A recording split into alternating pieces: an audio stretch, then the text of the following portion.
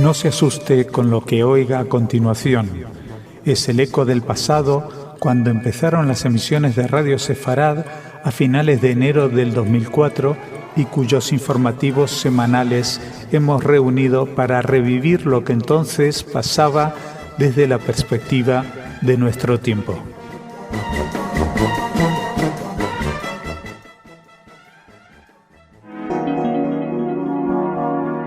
En Radio Sefarad, noticias. Bienvenidos a nuestro espacio informativo en el que les hablaremos de Israel un tiempo después de la desconexión. También hablaremos de la cumbre de la Liga Árabe, de las relaciones entre Gran Bretaña e Irán. Nos detendremos en esta ocasión en Darfur y también hablaremos de la lucha contra los nazis, los de hoy en día y los del pasado. Empezamos en Israel. Cientos de policías israelíes antimotines sacaron el miércoles a manifestantes de las ruinas de un antiguo asentamiento, concluyendo un enfrentamiento de 3 días entre el gobierno y colonos que intentaban restablecerse allí. La confrontación ocurrió en terrenos de lo que solía ser el asentamiento Homesh, desmantelado a mediados de 2005 como parte de la desconexión de Israel de la Franja de Gaza y de partes del norte de Cisjordania. Unos 2.500 manifestantes habían marchado el lunes hasta Homesh, prometiendo reconstruirlo. Montaron carpas, comenzaron a apilar piedras en un intento de refundar la población. Incluso una familia circuncidó a su hijo recién nacido. Unas 500 personas seguían ahí cuando cientos de policías antimotines entraron el miércoles por la mañana, y así lo explicó el portavoz oficial de la policía, Miki Rosenfeld. Los agentes sacaron por la fuerza a algunos de los manifestantes. Se pudieron ver imágenes que hizo recordar la desconexión de 2005. Unas 450 personas, entre ellas mujeres y niños, tenían ocupado el asentamiento, como les decíamos. Los evacuados fueron transportados en autobuses a otras zonas. Ninguna persona, afortunadamente, resultó herida durante la evacuación, aunque sí fueron detenidos 2 jóvenes por atacar a unos agentes. Varias horas después, todos los manifestantes habían sido desalojados, tal y como explicó Miki Rosenfeld. Sin embargo, los manifestantes han amenazado con volver. El primer ministro Ehud Olmert había asegurado el lunes que Israel no permitiría que se volviera a rehabilitar el asentamiento, que sí había existido un acuerdo con los organizadores de la marcha para que su desplazamiento fuera de una visita de un solo día y que tenían que marcharse por la misma noche. Sin embargo, ha degenerado en esto que les hemos contado. Y seguimos, vamos a hablarles ahora mismo de la cumbre de la Liga Árabe. La 19ª cumbre de la Liga Árabe, de 2 días de duración, se inauguró ayer con el objetivo de buscar una postura unificada en el tratamiento de los problemas regionales, especialmente de los relativos a Palestina. El encuentro cuenta con la participación de líderes y representantes de los Estados miembros de la Liga, así como la presencia de invitados extranjeros como el secretario general de la ONU, Ban Ki-moon, o el jefe de la política exterior de la Unión Europea, Javier Solana. El ministro saudí de Exteriores, el príncipe Saud al-Faisal, subrayó en una rueda de prensa que la cumbre dará una buena oportunidad a los líderes árabes para tomar una postura unificada con la que afrontar los desafíos regionales.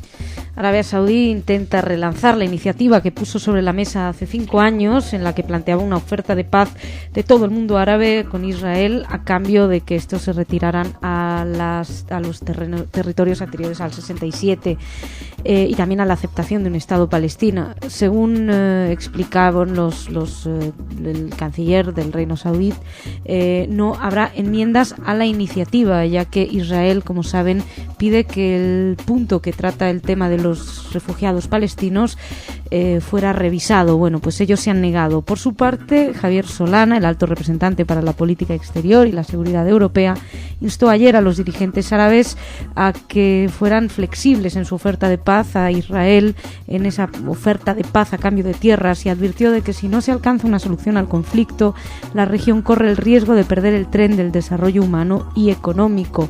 Varios analistas del mundo árabe han indicado que, aunque nadie espera un avance significativo en esta cumbre, en general en este tipo de cumbres, el hecho de que el anfitrión sea uno de los poderes regionales que haya tomado una actitud tan activa en el conflicto implica que esta será posiblemente uno de los encuentros de la Liga Árabe que más atención están atrayendo y de la que probablemente con un poquito de suerte se pueda sacar algo en claro. Mientras esperamos a tener más datos de lo que pasa, también les contamos que estaba el secretario de la ONU, que pidió a los dirigentes árabes que revitalicen su oferta de paz a Israel. Según algunos dirigentes de la Liga Árabe, si Israel no acepta las condiciones, será que no estará interesado en la paz. Probablemente se pueda llegar a algún acuerdo intermedio.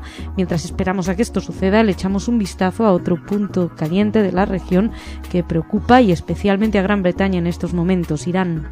Gran Bretaña suspendió todos los contactos bilaterales con Irán hasta que los iraníes devuelvan sanos y salvos a los 15 militares que capturaron el pasado viernes. La secretaria de Relaciones Exteriores británica, Margaret Beckett, afirmó ante la Cámara de los Comunes que el gobierno aprecia con mucha gravedad la situación. Horas antes, funcionarios de defensa habían exhibido lo que calificaron como pruebas inequívocas de que buques británicos estaban a 1,7 millas náuticas dentro de aguas territoriales iraquíes cuando los marineros británicos fueron capturados. Mientras, la embajada israelí en Londres explicó que los gobiernos serán capaces de llegar a un acuerdo. Es una actitud que ya lleva utilizando Irán mucho tiempo. Actúa de una manera y por otro lado dice que se puede llegar a acuerdos.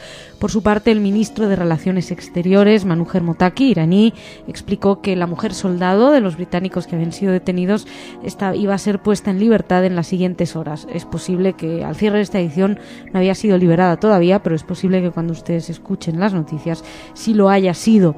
Y a continuación vamos a detenernos en una zona en la que no miramos, pero que deberíamos mirar: Darfur. El gobierno de Sudán y la ONU anunciaron ayer que han llegado a un acuerdo para facilitar el acceso de las organizaciones humanitarias a los refugiados en la región de Darfur, en el oeste del país africano. El acuerdo fue anunciado mientras el director de la Oficina de la ONU para Asuntos Humanitarios, John Holmes, visitaba campamentos de refugiados darfurianos en el vecino Chad. Gracias al nuevo pacto, el gobierno de Sudán ha accedido a ampliar toda la facilitación necesaria y posible a las organizaciones humanitarias que intenten operar en Darfur. John Holmes, el director de la Oficina de la ONU para Asuntos Humanitarios, dijo que está prudentemente encantado con lo de que el acuerdo se haya firmado y publicado. También tanto la ONU como las organizaciones de ayuda privada advirtieron que a menos que se facilite el acceso y que se mejore la protección en la región, la situación humanitaria puede empeorar de manera considerable. Y es terrible pensar que puede empeorar teniendo en cuenta que más de 200.000 personas han muerto en Darfur durante estos 4 años de enfrentamientos, y además unos 2 millones de personas viven en campamentos de refugiados en la región. Nos parece importante a veces recordar lo que está sucediendo ahí muy cerca y que no miramos. Seguimos, vamos a hablarles de la desarticulación de una banda de neonazis en Madrid. 2 grupos organizados de ideología neonazi fueron desarticulados por la Guardia Civil, según informaron ayer fuentes del Instituto Armado. En el operativo se detuvo a 13 jóvenes de entre 18 y 24 años por su implicación en diversas reyertas y agresiones. Se los acusa de delitos de asociación ilícita y lesiones y de atentar contra los derechos y libertades fundamentales. Las detenciones tuvieron lugar a finales del mes pasado, de febrero pasado. Sin embargo, ahora nos han hecho llegar esta información. Es de una operación llamada Operación Radar y que comenzó en junio de 2006 gracias al seguimiento que el Servicio de Información de la Guardia Civil de Madrid llevaba a cabo sobre las actividades de varios grupos de skinheads. Aparecieron indicios que revelaban que los detenidos podían dedicarse a agredir a personas, atacaban locales, propiedad de ciudadanos extranjeros. Las investigaciones permitieron identificar y controlar un grupo de 6 jóvenes en la zona de Algete, en Madrid, que se autodenominaba Brazo Armado Skinhead, y otro grupo en Paracuellos, también Madrid, denominado Resistencia Skin. Como les digo, se realizaron 3 registros domiciliarios, se ha intervenido propaganda y todos los detenidos han sido acusados de varias agresiones en la zona a personas árabes y a sus establecimientos. Fueron inmediatamente después puestos a disposición de la autoridad judicial, quien al parecer decretó su puesta en libertad con cargos, eso sí, y suponemos que estarán pendientes todavía de juicio. Y seguimos, si hablábamos de estos neonazis, vamos a hablar de nazis antiguos. Tal y como lo exigió el Centro Simón Wiesenthal de Jerusalén, la Fiscalía de Hungría reinició las investigaciones contra el presunto criminal de guerra nazi Sándor Kepiro. La justicia húngara investiga al excapitán del ejército húngaro acusado de participar en la masacre de miles de judíos, gitanos y serbios en la región exyugoslava de Voivodina. Según Efraim Zurov, director del Centro Simón Wiesenthal de Jerusalén, Kepiro, de 93 años, colaboró con las SS hitlerianas en varias masacres en 1942 y en las deportaciones de la población judía en 1944. Les habíamos hablado ayer, si no me equivoco, de esta noticia, o antes de ayer, que el Tribunal de Budapest declaró como no ejecutable una condena del 46 por crímenes de guerra contra Kepiro, y varios historiadores aseguraron que los documentos presentados por el Centro Simón Wiesenthal no eran fiables, ya que eran fotocopias. Zurov presentó esta semana un tomo publicado en el 2001 en el que se aseguraba que el ex capitán había sido condenado en el 46 y que los documentos originales se encontraban en el Archivo de Seguridad Estatal Magyar. También expresó su esperanza de que se inicie un nuevo proceso a raíz de las investigaciones contra este personaje, cuyo caso fue reactivado en el marco de la llamada Operación Última Oportunidad del Centro Simón Wiesenthal, que está destinada a encontrar los últimos criminales nazis en libertad, por los que se ofrecen recompensas de hasta 10.000 euros. En el 42, varios húngaros llevaron a cabo la matanza en Novi Sad, que era capital de Voivodina, en la que murieron miles de judíos, serbios y gitanos. Y dejamos aquí esta parte del informativo, nos venimos un poquito a hablar de cultura con Esther. Esther, ¿cómo estás? Sí, de noticias muy agradables. Pues bien. Sí, después de esto todo es más agradable. Sí, la verdad, me preguntas cómo estoy y bueno, me quedo un poco trastornada escuchándote, pero bueno, vamos a pasar página, vamos a hablar un poco de noticias culturales y a celebrar un aniversario, el primero de Casa de Sefarad en Córdoba. Bueno, si decimos que celebramos el primer aniversario, pues todos sabrán que no hablamos de la institución recién creada por el Ministerio de Asuntos Exteriores, Casa de Sefarad, que se instala en Madrid. Hablamos de la de Córdoba, que es una institución más bien privada, de carácter museístico cultural y también un centro de documentación dirigido por Rosana de Aza y que está ubicada en la Judería, en el corazón de Córdoba. De hecho, está entre las calles Judíos y Averroes, o sea, bueno, más judío imposible. Y para celebrar este primer aniversario, han programado una serie de actividades junto con la Red de Juderías de España. Y estas actividades queremos destacarlas. Para empezar, empezamos el 30 de marzo con esa celebración, con una conversación con Jean Carasso, que es el fundador de la revista La Lettre Sefagat. Va a ser ahí mismo, en Casa de Sefarad, a las 7:30.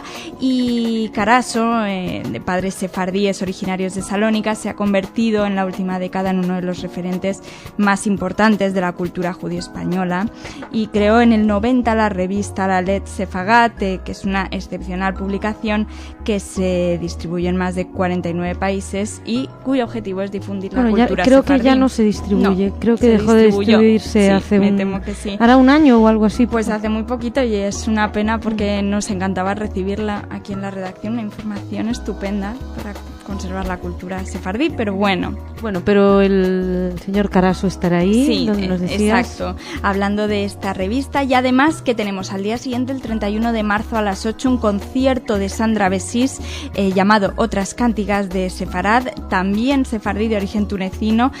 Sandra Besís es una de las mejores voces del panorama musical sefardí, mezcla lengua judío-española con árabe, y la podremos ver actuar en la Casa de Sefarad a las 8 de ese 31 de marzo. Por último, el 1 de abril habrá una jornada de puertas abiertas en la Casa de Sefarad entre las 11 y las 2 para todos aquellos que quieran conocer un poquito que se mueve en Casa Sefarad. Por otro lado, queremos hablar ya en Madrid de una exposición muy, muy interesante, muy particular, que se celebra que va a tener lugar con motivo de Pesaj. Ya sabemos que Pesaj comienza la próxima semana y durante toda su duración pues va a haber una exposición de Samuel Ben Susan, y que los viejos oyentes de Radio Sefarad se acordarán de él porque participaba en la sección El Viajero Sefardí, nos hablaba de arte y recorría pues ciudades con pasado sefardí. Pues va a exponer iluminaciones de pergaminos sefardíes, concretamente 7 obras con el tema centrado en Pesaj, en La Escudilla, en el restaurante sefardí más conocido de comida sefardí marroquí de Madrid. Y bueno, es una iniciativa buenísima de juntar la cultura gastronómica sefardí con el arte sefardí, una iniciativa que desde luego desde Radio Sefarad pues alabamos muchísimo, una iniciativa de sus dueños Shalom y sus hijos Viva Isaac, que bueno, nos encanta, y nos contaba Samuel Ben-Susan que bueno, sus obras son preciosas, se las recomendamos, y hay una que nos destacó en particular que está en árabe y cuya traducción es Todos los hombres nacemos libres e iguales. Esta nos la destacaba entre estas 7 obras, y bueno, les recomendamos que acudan a verla en esta festividad de Pesaj, y por supuesto con comida kasher de Pesaj, hombre. ¿Cómo no? Bueno, pues queda la recomendación gastronómico-cultural, artística. Y déjame decir, Masha, porque muchos oyentes nos lo preguntan, que dónde pueden comer comida sefardí, comida judía, comida tradicional. Para todos aquellos que lo quieren saber, Las Judías no es un sitio que esté cerradísimo, ni mucho menos. Si podemos dar la dirección perfectamente, está en Madrid, situado en Madrid, en la calle Santísima Trinidad número 16. Lo pueden encontrar en las guías, pero a lo mejor no es tan habitual, no sale en primera página, pero la comida es riquísima, y ya les decimos, tradicional sefardí, tradicional judía y kasher. Bueno, pues perfecto. Una vez dicho esto, Esther, muchas gracias. A ti, Masha. Te esperamos mañana con más noticias culturales. Y ahora me vengo al rincón de Higuito. ¿Qué tal? Hola. ¿De qué nos hablas hoy? Hoy hablamos de un seminario judío de Nueva York que aceptará a gays y lesbianas. Un conservador seminario judío de Nueva York ha decidido admitir a gays y lesbianas que deseen convertirse en rabinos, aunque declinó tomar una postura sobre si deberían oficiar uniones del mismo sexo. El Seminario Teológico Judío anunció el lunes su decisión, más de 3 meses después de que el Comité de Asamblea de Rabinos sobre Estándares y Legislación Judía autorizará la ordenación de homosexuales. Los judíos conservadores han estado divididos en torno a las uniones del mismo sexo y la ordenación de rabinos homosexuales, pero recientemente se ha detectado una creciente aceptación en torno al tema. Un sondeo encargado por el seminario y publicado en enero reveló que el 66% de los rabinos conservadores estaban a favor de permitir la existencia de rabinos lesbianas y gays, frente a un 28% que se opone. Esto es realmente histórico. Requirió mucho liderazgo, dijo Jack Goodman, miembro del Keshet, un grupo del seminario que promueve los derechos de homosexuales dentro del movimiento conservador. El director del seminario de Nueva York, Arnold Einstein, tomó la determinación tras consultar a cientos de judíos conservadores, rabinos, trabajadores de sinagogas, educadores, estudiantes y líderes estadounidenses y extranjeros. Fue realmente muy respetuoso. Las opiniones se mantienen con firmeza, pero no era un asunto para levantar voces o cerrar puños, indicó Einstein. Y a principios de este mes, el otro seminario conservador del país, la Escuela Ziegler de Estudiantes Rabínicos en la Universidad de Judaísmo de Los Ángeles, comenzó a aceptar a candidatos homosexuales. El seminario de Nueva York amplió el plazo de admisión hasta el 30 de junio para adecuarse a la inscripción de gays y lesbianas. El tema inmediato para las congregaciones y rabinos con el que ya están lidiando es si van a realizar ceremonias de compromiso. Finalmente, cada congregación tendrá que decidir si contrata un clérigo homosexual, aseveró Eisen. Pues me parece muy bien. Muchas gracias, Iggy. Gracias a ti. Hasta mañana. Hasta mañana. Muchas gracias a ustedes por su atención. Mañana más.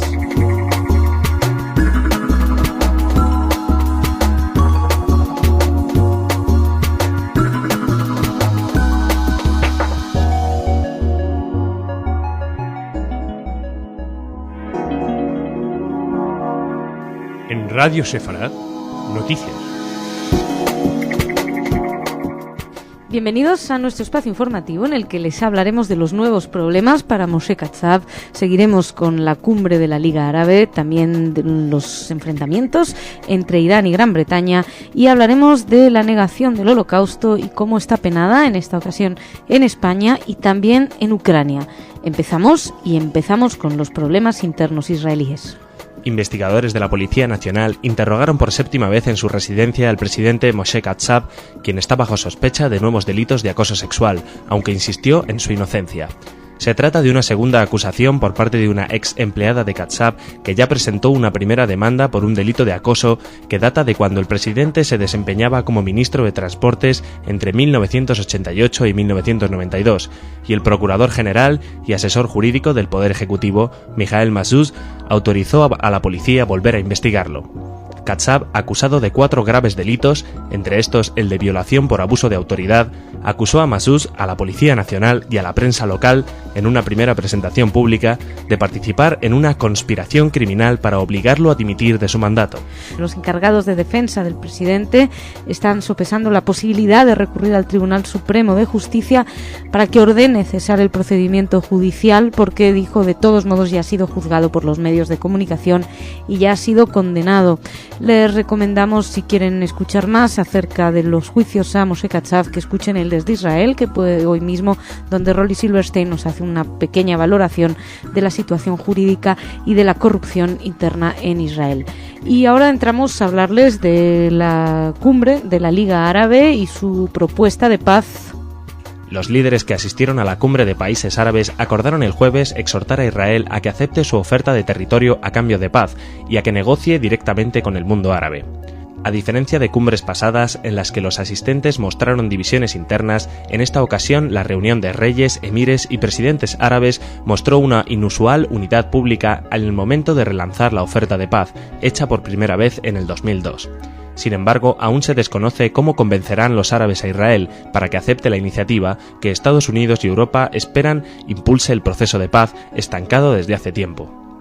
Ya saben que esta oferta es de las más tentadoras últimamente. El gran problema que plantea es el del regreso de los refugiados palestinos. Israel no está dispuesto a aceptarlo y la Liga Árabe no está dispuesta a cambiar una sola coma de la oferta. Obviamente tendrán que llegar a algún tipo de acuerdo, ya que parece ser en estos momentos el acuerdo o la posibilidad que más apoyos tiene por todos lados. La Liga Árabe apoya la paz, dijeron, como una opción estratégica frente al extremismo. Advirtió también contra el uso del sectarismo religioso para conseguir objetivos políticos y pidió el derecho de acceder a la tecnología nuclear para fines pacíficos.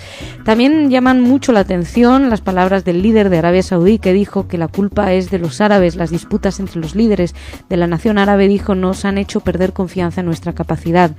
Es poco habitual que un dirigente árabe se exprese en público con la franqueza con la que se despachó el rey Abdalá y que lanzó además muchas autocríticas. Dijo que hace 60 años la Liga nació como un foro para la unidad árabe.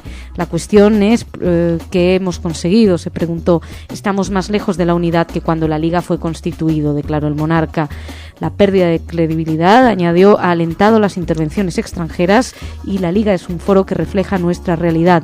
La culpa es nuestra, de los líderes de la nación árabe. En fin, palabras muy duras y muy autocríticas que además, bueno, también aprovecharon para protestar y para condenar la invasión de Irak de los Estados Unidos. Y ahora hablamos no de Irak, pero bueno, sí, de Irak parte el problema, las relaciones en este momento muy tensas entre Gran Bretaña e Irán.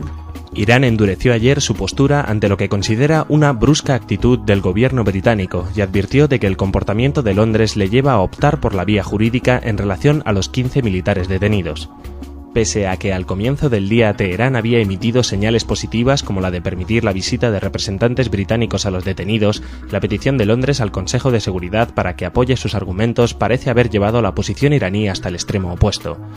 El principal negociador nuclear iraní, Ali Larijani, quien también es secretario del Consejo Supremo de Seguridad Nacional iraní, anunció que Faye Tarney, la única mujer entre los detenidos, no sería puesta en libertad por el momento, tal como había informado Teherán, debido a la incorrecta actitud británica. Así que nos equivocamos ayer cuando les decíamos que cuando escucharan nuestro informativo esta mujer estaría en libertad.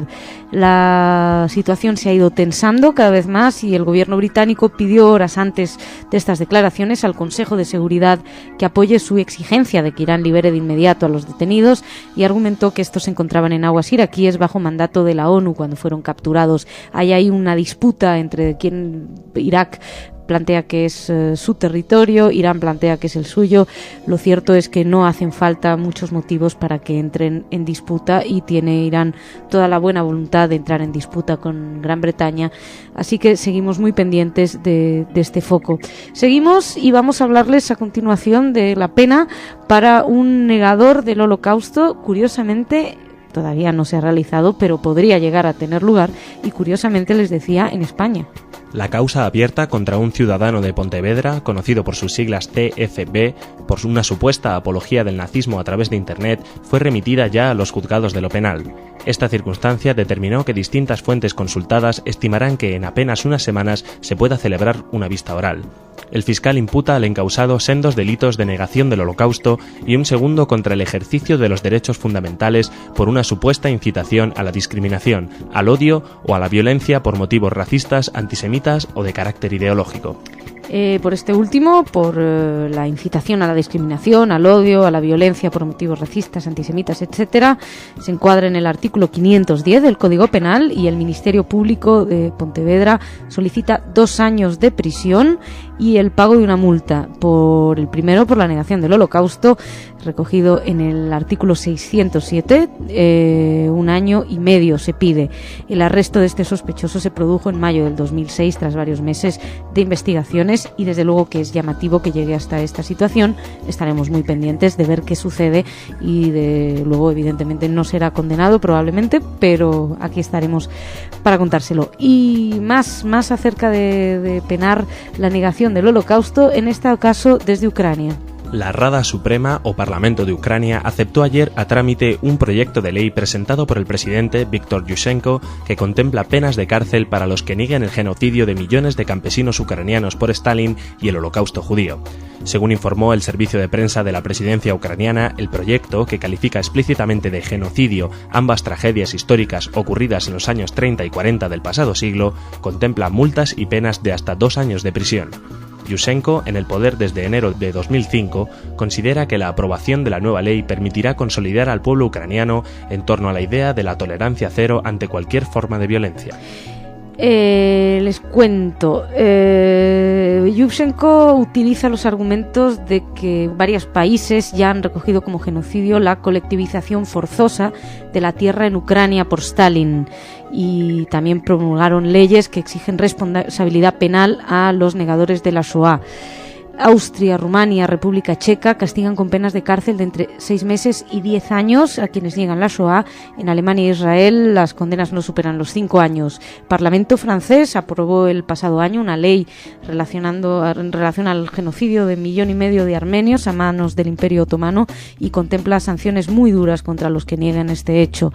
En este contexto, Yushchenko ha querido que en noviembre pasado el Parlamento ucraniano reconoció como genocidio el Holodomor, que es la hambruna en Ucrania provocada por Stalin, que según varios historiadores locales se habría cobrado la muerte entre 7 y 10 millones de ucranianos, campesinos y propietarios, en su mayoría, que murieron en esta campaña de colectivización stalinista.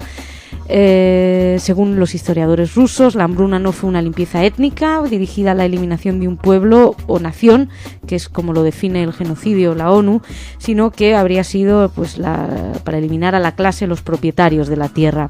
Sin embargo, los ucranianos rebaten la versión, ya que explican que la colectivización no estaba dirigida solo contra los terratenientes, sino contra todo el pueblo ucraniano por su ansia independentista. Estados Unidos y Canadá ya reconocieron el Holodomor, esta hambruna, como un genocidio. La cuestión es que en 1930 Stalin lanzó el ambicioso plan de colectivización de la tierra y era un proceso que tenía que completarse en unos 2 años. Se aplicó con mucha virulencia en Ucrania, especial virulencia en Ucrania, que en aquella época era conocida como el granero de Europa, era uno de los mayores productores de trigo del mundo. Los campesinos ucranianos, en su gran mayoría, se resistieron. Esto hizo que Stalin entrara en cólera y ordenó requisar los productos agrícolas y comestibles durante 1 año para doblegar la oposición de la población de la colectivización.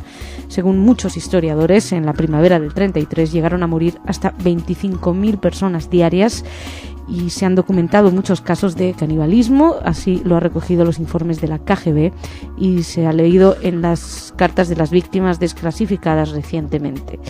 En fin, el Holodomor también hay que estar un nuevo genocidio, nuevo, que entra a formar parte de los genocidios punibles de denegación. Hola, Esther. Hola, Masha. ¿De qué nos hablas? Algo más amable, espero. Bueno, no sé si llamarlo más amable, pero bueno, intenta serlo. Uh-huh. Voy a hablar de 2 libros y en el primero, de actos buenos, digamos, en momentos de genocidio. Y el primero de los libros saca a la luz una historia muy poco conocida, que es cómo en muchos casos musulmanes decidieron arriesgar sus vidas para salvar judíos durante el nazismo. Sin embargo, ninguno de estos nombres está escrito en la extensa lista conocida de los justos entre las naciones, porque durante muchos años se ha preferido ocultar estos gestos de unión en estos tiempos de conflicto. Y este silencio ha sido roto ahora por un libro, Among the Righteous, como Entre los Justos. Es un libro de Robert Satloff, historiador de origen judío y director ejecutivo del Instituto Washington para la Política de Oriente Próximo, que precisamente habla de estos individuos nobles que abrieron sus puertas tras de sus casas a judíos, que protegieron los bienes de los judíos para que no fueran incautados por alemanes, que compartieron con ellos su comida, que les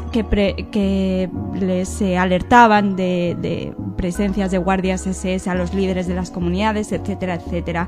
Esto fue no solo en Europa, también en otros países que la mano de los nazis era muy larga, países como Libia, Marruecos, Túnez, Egipto, etcétera. Y son historias muy conmovedoras y voy a hablar de un par de ellas.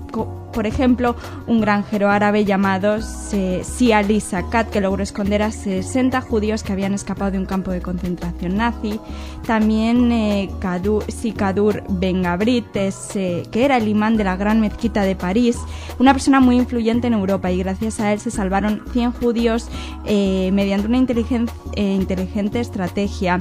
Bajo sus órdenes, el personal de la mezquita entregó a estos judíos documentos que certificaban su identidad musulmana y se salvaron así del arresto y la deportación. Otro de estos héroes silenciados fue Khaled Abdelwahab, que refugió en su casa de campo de Madía, en Túnez, a varias familias para proteger a las mujeres de un oficial alemán con reputación de violador.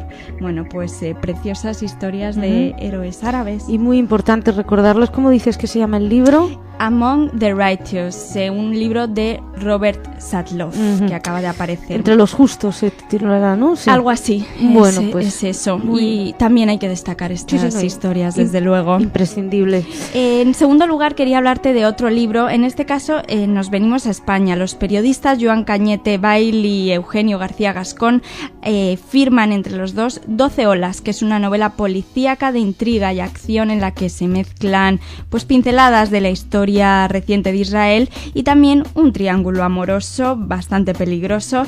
Se enmarca esta novela, los personajes de esta novela, en la realidad de palestino-israelí. Parece ser, según dicen, no nos lo hemos podido leer, de una forma bastante más fiel de lo que la prensa refleja o ha estado reflejando. Y narra la historia de un judío de origen francés, Pierre Filkenstein, que está instalado en Barcelona en los años 70 y pues aparece su cadáver, le matan, y la cosa es que la intriga viene porque se han sucedido, este es el cuarto asesinato de una serie que empezó en Nueva York, que sigue en Ámsterdam y París, y en todos estos casos las víctimas son judíos y junto a ellos aparece un ejemplar del Génesis y una frase que dice: en el principio creó Dios. Bueno, este es el misterio, pero queremos señalar una curiosidad, que 12 olas, el libro, contiene un interenigma, un mensaje oculto que el lector que lo desee puede tratar de descubrir. Y el primero que lo encuentre va a recibir 3.000 euros. Los lectores pueden participar a través de la web de esta novela, que es www.12olas.com, y obtener una pista si responden correctamente a las 10 preguntas planteadas por los autores. Bueno, qué interesante esto. La verdad, habrá sí. que leerlo primero. Es una iniciativa curiosa. Sí, y desde luego habrá que leerlo también para ver qué visión dan del conflicto, ¿no? También que se supone que es tan parcial. En fin, tendremos que verlo. Muchas gracias, Esther. A ti, Masha. Shabbat Shalom. Shabbat Shalom, exacto, y nos vemos. ¿Y Hag Pesach Sameach? ¿No te veo hasta dentro de un tiempito? Pues sí, puede ser, es verdad, que ya viene Pesach y aplazamos las noticias culturales. Aplazamos un poquito las noticias en general. Bueno, pues nos vemos después. Nos vemos después. Feliz Pesach. Feliz Pesach. Y me vengo al rincón de Igit. Hola, Igit. Hola. ¿Qué tal? ¿De qué hablamos? Hablamos de terrenos en la luna. De trenes en la luna. Terrenos. Ah, terrenos en la luna. Sí. Tom Wagner, portavoz de la empresa Crazy Shop, especializada en este tipo de asuntos, asegura que algunos israelíes piensan que comprar un terreno en la luna es un regalo original y una buena inversión, la de que sus nietos podrán beneficiarse. Según Wagner, cerca de 10.000 israelíes adquirieron terrenos en la luna desde que, a partir del año 2000, este tipo de adquisición fue posible. Hasta el momento, casi el 10% del total de parcelas puesto a la venta han sido compradas a $60 la media hectárea. $60 la media hectárea. Sí. Bueno, oye, pues sale más rentable que vivir aquí. Sí. Lo único que ir a comprar el pan. El metro no llega. El metro no llega. Bueno, habrá que planteárselo por si acaso. Para invertir. Para invertir. Muchas gracias, Igit. Gracias a ti. Shabbat Shalom. Shabbat Shalom. Hag Pesach Sameach. Hag Sameach. Hag Pesach Sameach v'Kasher. Y nos reencontramos ya la semana que viene. Sí. Muchas gracias a ustedes también por su atención. Shabbat Shalom. Que tengan un excelente fin de semana. Nosotros nos reencontramos el lunes. Hasta entonces.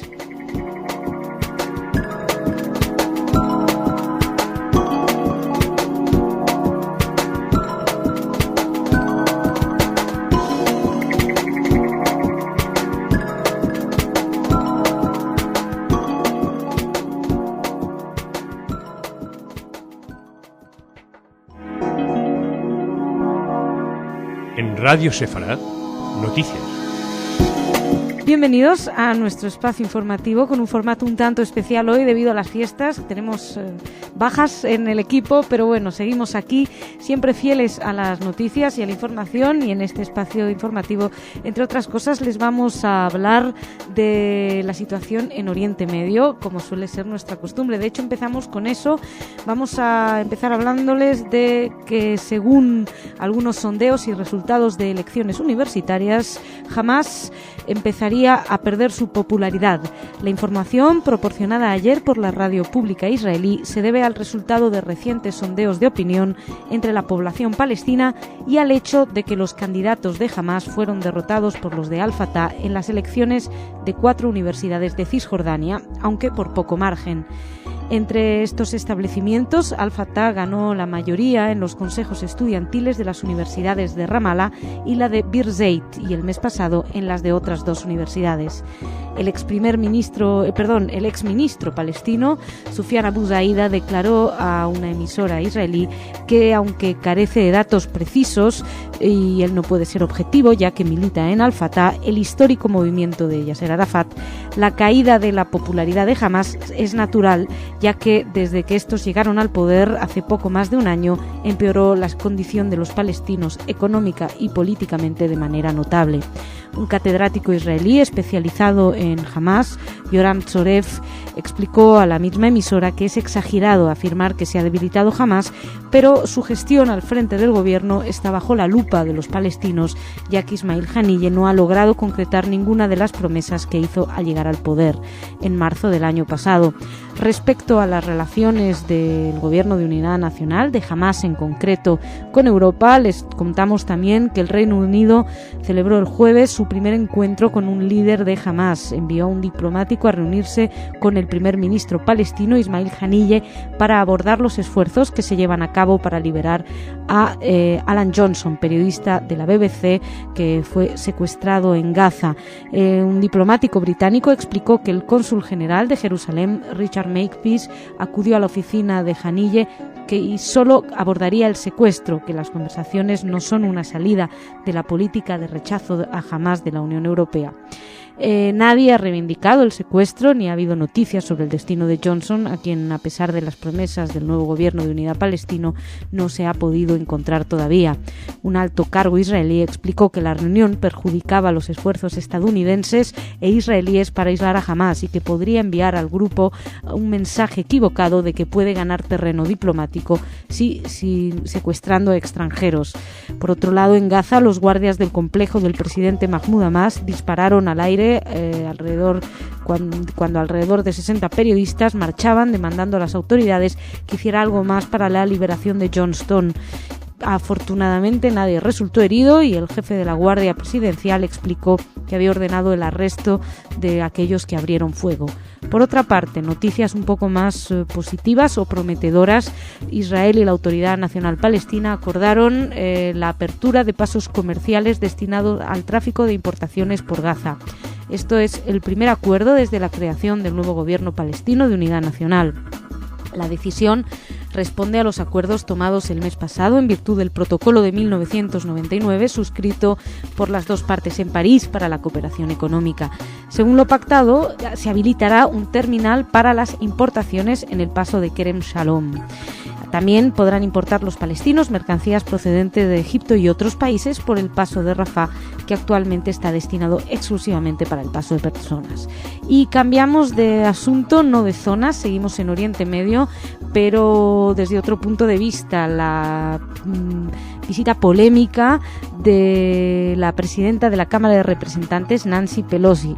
Bueno, pues el presidente, según ella explicó, el presidente Bashar al-Assad estaría dispuesto a reanudar las conversaciones de paz con Israel. Pelosi expuso a Assad su preocupación, junto con la de los legisladores estadounidenses que la acompañaban, por las incursiones de terroristas de Siria a Irak, así como por los soldados israelíes que fueron secuestrados por Hezbollah y también por el soldado Gilad Shalit secuestrado por Hamás.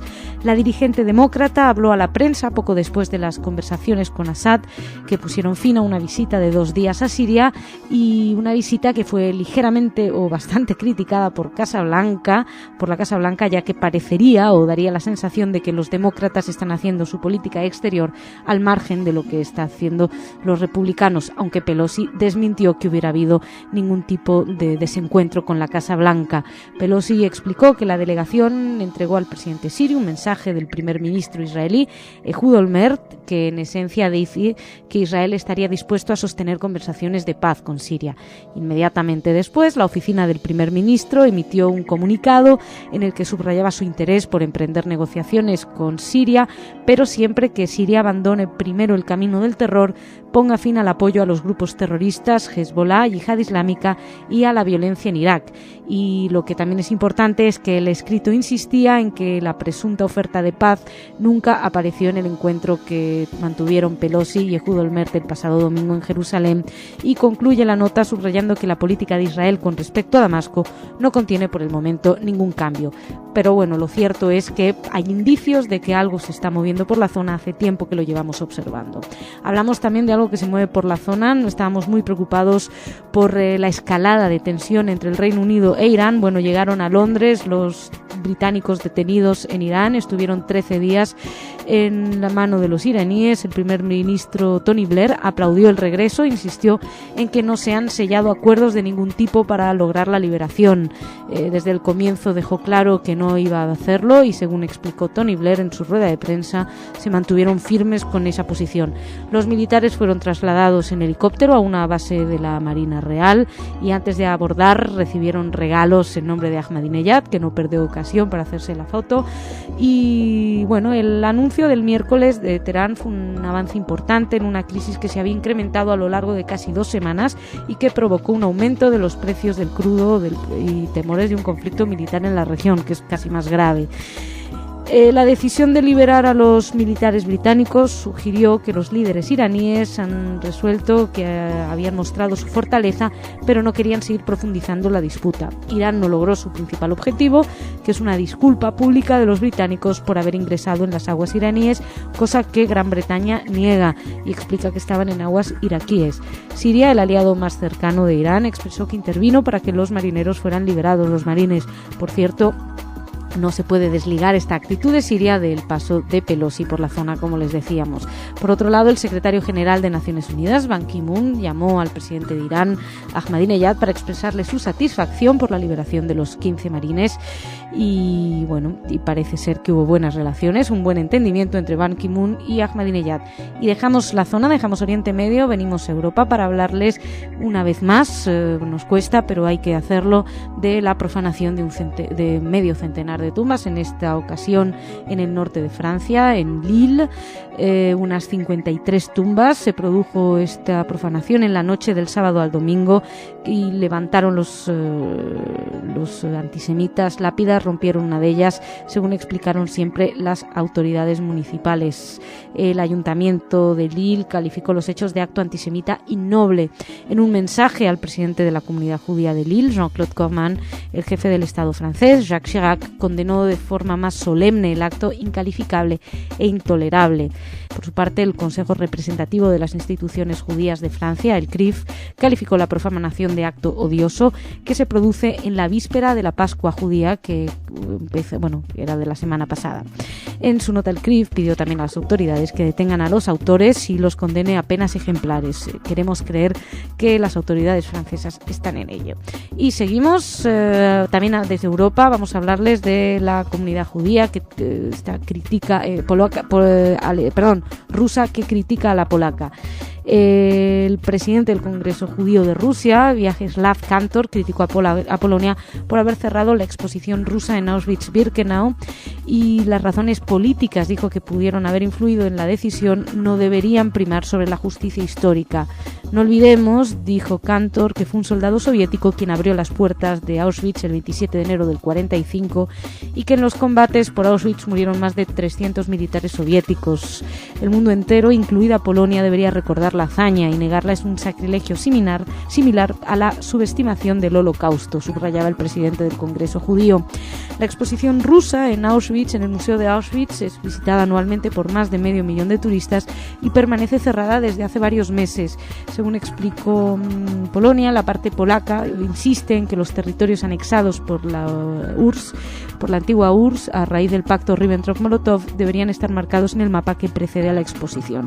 Según explicaba Kantor, están convencidos de que la memoria de las víctimas de Auschwitz no debería ser presa de especulaciones histórico-políticas. Y efectivamente nosotros también tenemos la sensación de que no debería ser así. Y hasta aquí por hoy, con esta parte del informativo. Nos venimos a hablar un poquito de cosas más llevaderas. Hola Esther, ¿cómo estás? Hola Masha. Gracias por estar aquí, por lo menos tú, porque ya me veía también dando las noticias culturales. Bueno, es que estos días de Pesaj cada uno está ahí con sus familias y esas cosas, pero algunos quedamos por aquí. Bueno, dime que es un poquito más llevadero lo que nos traes que lo que yo cuento en la primera parte. Es un poquito más llevadero porque vamos a hablar sobre todo, por lo menos en esta primera parte, de artistas, de mujeres israelíes, de artistas muy reconocidas. Vamos a empezar con Sophie Tzedaka. Es una cantante, acaba de sacar un álbum de canciones pop y puede parecer que este no es el marco más adecuado para cantar en una lengua que es conocida por solo 705 personas en en todo Israel,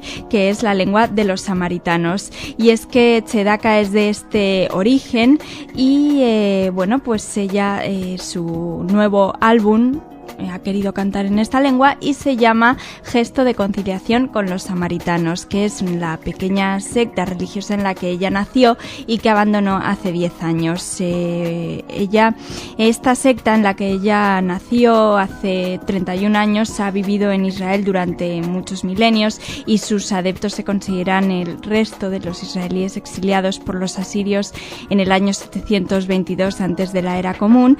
Practican una relación muy relacionada con el judaísmo y veneran una versión antigua del Viejo Testamento, podemos llamarlo, pero no están considerados como judíos. Y en la actualidad solo 750 individuos samaritanos viven en Israel, un censo hecho por ellos mismos. De estos, la mitad viven en Nablus y la otra mitad viven en la ciudad israelí de Olón, cerca de Tel Aviv. Precisamente, Sofit Tzedaka es de Olón. Ella, sin decir nada a sus padres, comenzó a estudiar judaísmo para convertirse hace unos años y tras hacer pública esta conversión se casó con un joven judío, tiene una niña y la secta samaritana la excomulgó, pero eso no ha impedido que Tzedaka siga manteniendo el contacto con su familia, y este álbum en el que ha trabajado durante 3 años es un intento por retomar el contacto perdido con su pasado samaritano y con su familia. Bueno, desde luego no es buscar hacer un hit absoluto, ¿no? 750 ¿no? Claro, personas. Sí. Tendremos que escucharlos. Y seguimos, vamos a hablar de otra gran artista, Sharon Bezali, que va a actuar en Gran Canarias. Es una flautista muy muy conocida internacionalmente, de hecho considerada por los críticos como una de las mejores flautistas del mundo, y va a actuar acompañada del pianista Love Derwinger en el Paraninfo de la Universidad de Las Palmas de Gran Canaria el próximo jueves 12 de abril a las 8:30 dentro de la temporada de conciertos de la Sociedad Filarmónica. Para hablar un poquito de Bezali tenemos que decir que comenzó a tocar la flauta con 11 años y dio su primer concierto como solista con la Filarmónica de Israel y Zubin Mehta con 14 años. Después continuó sus estudios en el Conservatorio Superior de Música de París y bueno, después participó como primera flauta en la Camerata Académica de Salzburgo, donde permaneció hasta el 97, y a partir de entonces ha centrado su carrera como solista tocando en las principales salas del mundo. Ha tocado en todas partes, ha ganado todos los premios que se pueden ganar realmente. Y Sharon Bezali toca, hay que decir, una flauta de oro de 24 quilates construida especialmente para ella por el taller de Muramatsu en Japón. Madre mía. Esto era como curiosidad. Sí, sí. Curiosidad total. Así que una flauta de oro para una flautista que parece de oro también. Y ya por último, simplemente recordar que han pasado 20 años del fallecimiento del escritor italiano Primo Levi y como homenaje, en conmemoración a estos 20 años, la Secretaría de Culto de la Nación y la Embajada de Italia en Argentina van a rendir un homenaje al escritor con un acto que se hará el 11 de abril a las 12 del mediodía en la residencia del embajador. Además de numerosas autoridades, también van a participar alumnos de establecimientos educativos católicos, evangélicos, judíos y musulmanes, y también se va a descubrir una placa conmemorativa en recuerdo, y alumnos de las diferentes escuelas van a plantar un árbol en el jardín de esta residencia. Y bueno, nada, recordar que Primo Levi tuvo una penosa experiencia en Auschwitz y de hecho fue uno de los 20 sobrevivientes de los 650 judíos italianos deportados a Auschwitz. Esta fue una experiencia traumática que marcó para siempre al autor, que siempre se reflexionó en torno a lo que le había pasado hasta su muerte, que ya saben que fue trágica, que se suicidó. Uh-huh. En fin, pues con esta... Empecé más animada. Empezaste hemos más terminado, animada, es verdad, pero bueno, hemos Primo terminado Levi un poco, es una figura sí, imprescindible y había luego que recordarla. Uh-huh. Esther, muchísimas gracias. A ti, Masha, y que Haxameach sigas pasando, todavía, exacto, sí. una feliz fiesta de Pesaj. Muchas gracias. Nos encontramos ya el jueves tuyo. Sí, la próxima semana, el jueves. Bueno, pues hasta entonces, que lo pases Hasta muy entonces. bien. Yo mientras me quedo con Igit, ¿qué tal? ¿Cómo estás? Comiendo matzot. ¿Todavía? Sí. Ten cuidado, porque mucha es indigesta. ¿Sabes que una matzah son como 2 rodajas de pan? Una matzah, 2 rodajas. Una sola, 2 rodajas de pan. Madre mía, después de Pesaj a dieta inmediatamente todos, ¿eh? Sí. Cuéntame, ¿de qué hablamos? Bueno, hablamos de la matzá, que sube un 10% en relación con los precios del 2006. ¿Sube? Sí. 15 variedades de matzá salen a la venta este año, entre ellos matzot de bajas calorías. La cultura de la dieta no es ajena a los matzot. Según los fabricantes, la matzá de bajas calorías de salvado o de grano entero de trigo ha doblado las ventas este año. Estos productos se dice que van a constituir el 14% de todas las matzot vendidas, un 7% más que el año pasado. La venta de matzá se cree que alcanzarán este año los 110 millones de shkalim, un 10% más que en el 2006. Las cifras incluyen ventas nacionales e internacionales. Un total de 3.000 toneladas de matzot serán exportadas a 40 comunidades judías de todo el mundo. Sus fabricantes han dado a conocer que la subida del producto este año no pase de 8 o 10%, y ello debido al aumento del precio de la materia. Un paquete de 2,5 kilos de matzot se vende entre 25 y 30 shekels, la moneda de Israel. Este año, como decimos, hay unos 15 variedades de matzot en diferentes formas y tamaños. Pues ya, pues va a salir más caro, pero hay una gran variedad. Sí. Bueno, pues muchas gracias, Irik. Chag Sameach todavía. Shabbat Shalom. Shabbat Shalom. Muchas gracias a ustedes también. Chag Sameach, Shabbat Shalom y hasta las próximas noticias.